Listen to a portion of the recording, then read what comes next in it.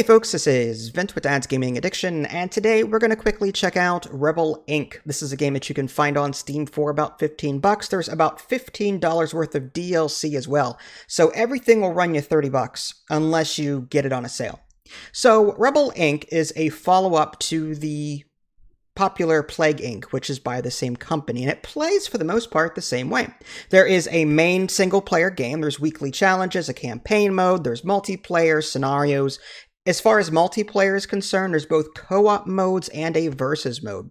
Now, I mentioned earlier that the game was kind of like Plague Inc. by the same company, and yeah, it plays somewhat the same, but instead of infecting the world with viruses and bacteria and seeing how many people you can wipe out, rather, you're more of a hero role this time around, where insurgents and terrorists are sort of terrorizing this third world country.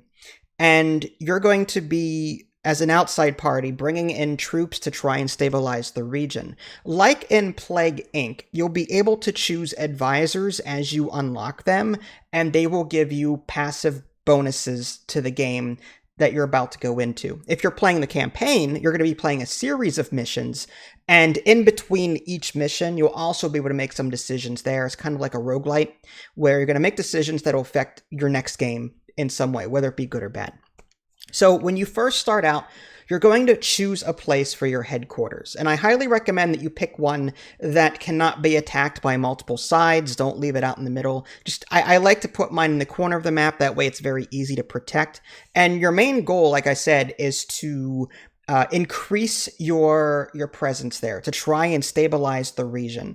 You've got something called a support level, which you have to maintain and try and keep as high as you can. There's also corruption and inflation. The more technologies that you unlock in your tech tree, the higher inflation gets and the higher corruption gets. So you have to wait a little bit, let those things lower on their own, and then you'll be able to construct more again without wasting too much money. Inflation means, like, the more you build all at once, the more expensive something gets. So you want your inflation bar to be as low as possible when you're building, and then when it gets too high, you wait a while and let it come down.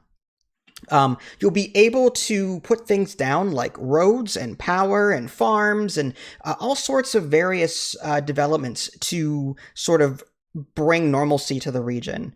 All the while, you can also construct military units that you can then cede to various regions on the map to protect it from the insurgents. The insurgents will have a base somewhere, and they will strike out to different areas. Luckily, they can only attack what is adjacent to them, although I have seen them like pop up bases behind your lines and you're scrambling to move your units to that other area to prevent them from spreading too far. This is very much a contain situation where once you figure out where the rebels are, you need to get your troops out there quickly enough to contain them, keep them in a small corner. If you wipe them out completely, they'll pop up somewhere else. I find it easier to let them live and starve them. That's what I like to do anyway. I back them into a corner where they can't possibly get out of, and make sure that my units are next to each other too, because they do support each other. So you'll have two different types of soldiers in this game. Initially, you'll have the blue soldiers that you'll bring in from the outside, from your own home country to sort of stabilize things. And then you're going to train national soldiers that will stay there. The blue soldiers will only stay there for so long. You can keep them there, however, you have to pay reputation in order to do so. And that's one of the primary ways to lose in this game. If your reputation on the right-hand side, that green bar, if that drops to 0, you lose. So different decisions that you make, keeping foreign soldiers there, will negatively impact your reputation. If the terrorists start taking over land, you'll lose reputation that way. But by gaining land back, you'll raise your reputation. And there are various technologies as well that will increase your reputation. So it's kind of like a give and take. It's a resource pool that you really have to look at. All the while you're containing the enemy. Like I said, you're trying to convert the local populace to accept your help and to stabilize the region. On the very top, you'll see regional stability.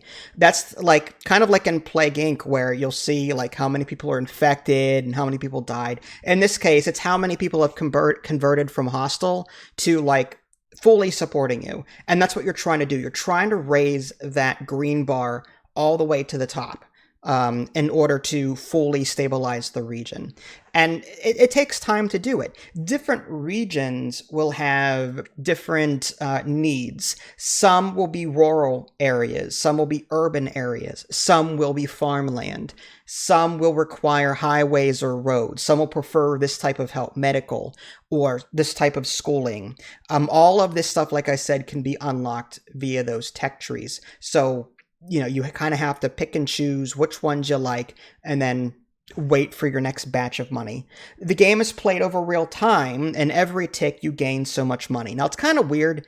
In the bottom left-hand corner, you'll notice your finances. And it's like a really small number. It'll be like $30, $62, $60, whatever.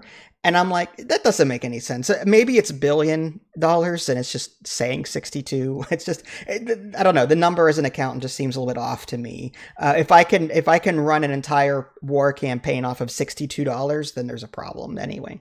I'm just going to assume it's in millions or something like that. So yeah, that's the general gameplay flow. Construct various things in the just unlock things. The computer will automatically construct the roads and the plumbing and the power and banking or whatever. They'll automatically roll out these initiatives, as they're called, to the surrounding areas. And the more that happens, the more the local populace of that region will support you, and their numbers will move on to your side. And that is how you turn these neutral regions into green regions. And your goal, like I said, is to get every region on the map to turn green. Now, there's two ways to go about doing that. You can contain the insurgents into a corner, let the green fill up the map as you support and control the rest of it. Or you can attempt to talk to the insurgents. And that takes time to do. At first, they're not going to want to talk to you. So you're left with, okay, I gotta improve my government. I gotta improve my civilian stuff. I gotta improve my military.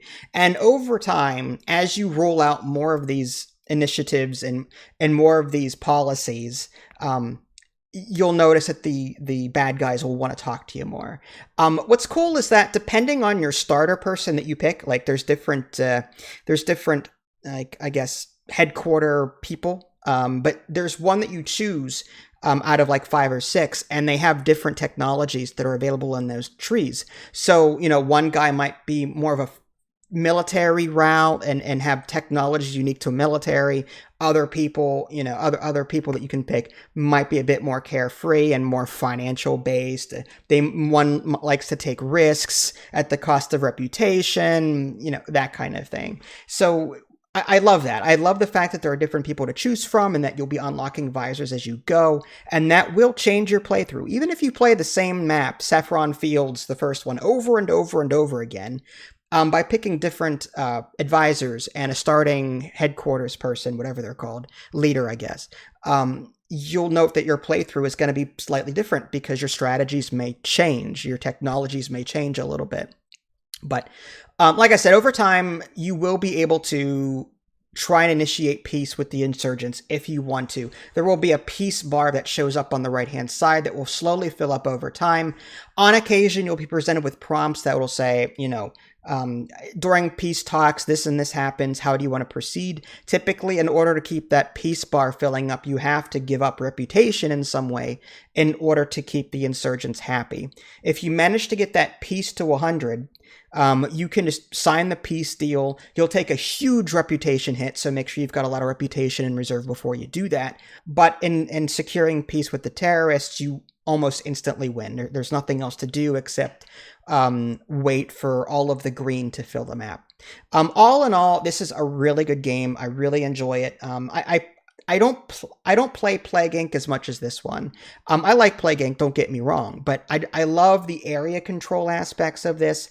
I like the whole, I feel like I'm between like constructing roads and allowing power to spread to different regions and upgrading plumbing and electricity and all that. I love doing that, and you don't have to do any of it manually. All of that is done automatically. The computer will roll out all of these things automatically. The fact that I'm unlocking these things and watching these regions slowly stabilize with all of these modern day technologies to, quality of life kind of thing. Watching that happen is really satisfying. And I love the combat aspect of it. Trying to maneuver the enemy into a corner to which they can't get out.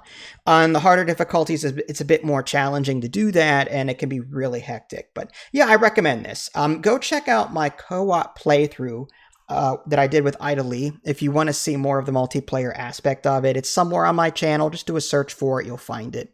But yes, I totally recommend this game, especially on a sale, assuming you liked Plague Inc. If you like the style of Plague Inc., this game is very similar to that, just a different theme.